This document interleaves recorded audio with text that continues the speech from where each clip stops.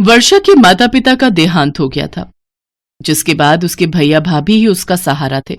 सुबह की पहली भोर के साथ वर्षा जागती और सारा दिन घर के कामकाज में लगी रहती, जबकि उसकी भाभी पानी का गिलास तक नहीं उठाती। एक रोज जब वर्षा का भाई गगन ऑफिस के लिए जाता है तो उसकी भाभी निशा अपने बिस्तर पर पड़े पड़े वर्षा को जोर जोर से आवाज लगाती है। उसकी आवाज सुनकर वर्षा भागी भागी अपनी भाभी के कमरे में जाती है और डरते हुए बोलती है, क्या हुआ भाभी, कुछ काम है क्या? अरे निकम्मी, कितनी देर से आवाज लगा रही हूँ, हैं? सुनती क्यों नहीं है?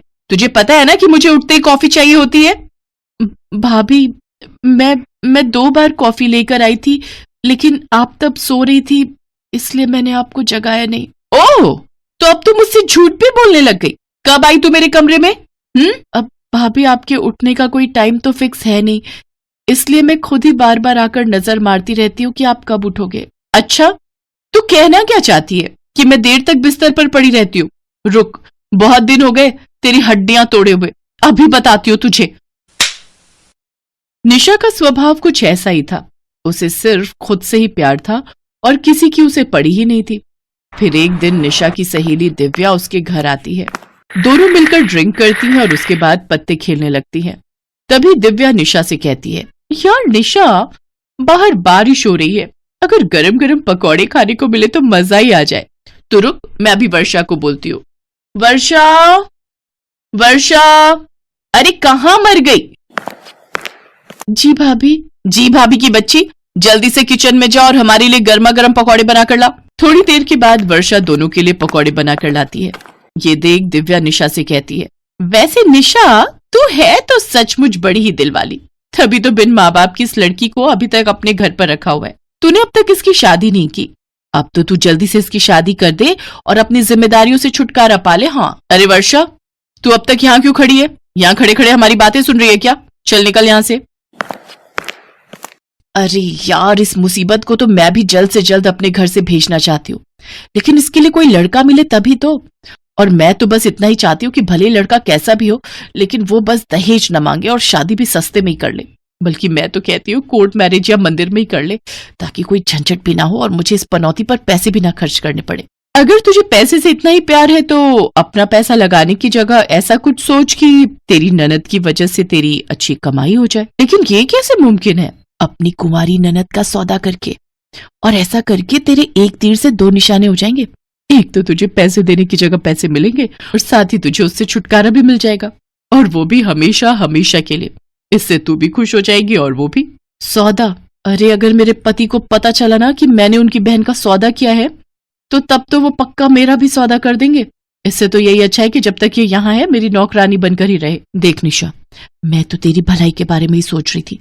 अब तो भले ही कितनी भी छोटी शादी करे अपनी ननद की, लेकिन उसमें ना करके भी तो खर्चा हो ही जाएगा।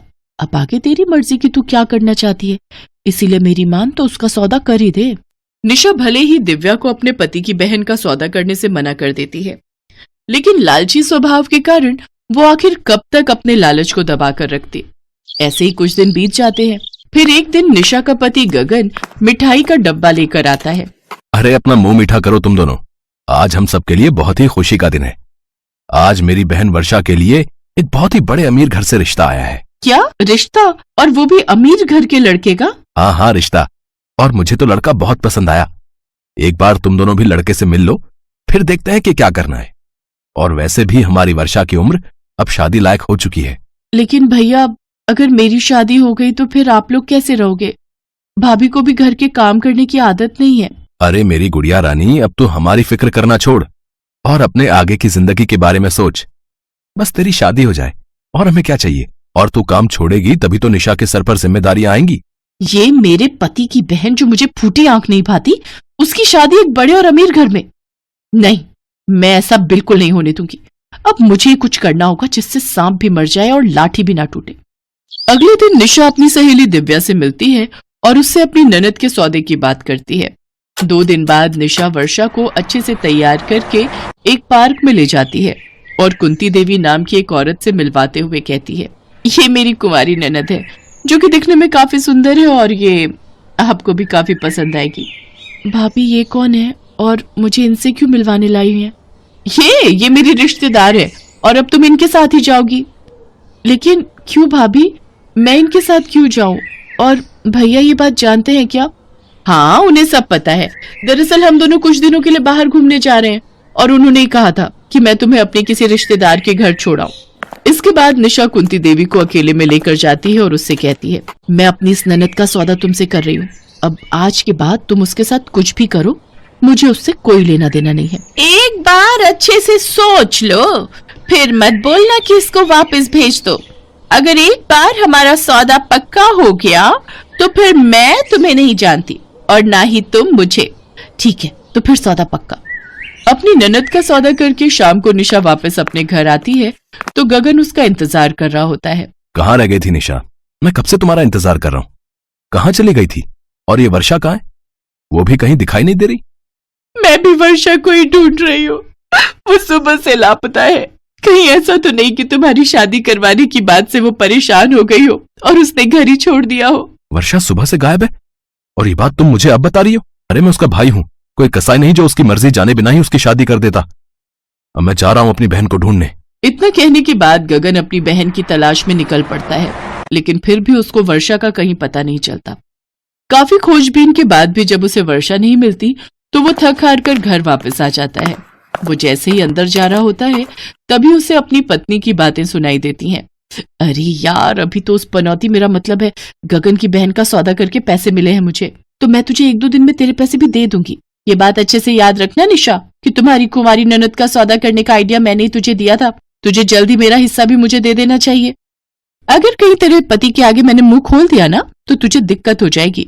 ये कैसी बातें कर रही है तू? मैं कौन सा तेरे पैसे लेकर भाग रही हूँ? मैं तो यही बोल रही हूँ कि 1-2 दिन वेट कर ले। समझती क्यों नहीं है तू? कुछ ही देर में उन दोनों के बीच में काफी तू मैं हो जाती है और दोनों एक दूसरे की सारी पोल पट्टी खोल देती हैं, जिसे गगन सुन लेता है और वो अंदर आकर कहता है, तुम्हें शर्म आनी चाहिए जो अपनी ही ननद का सौदा कर दिया।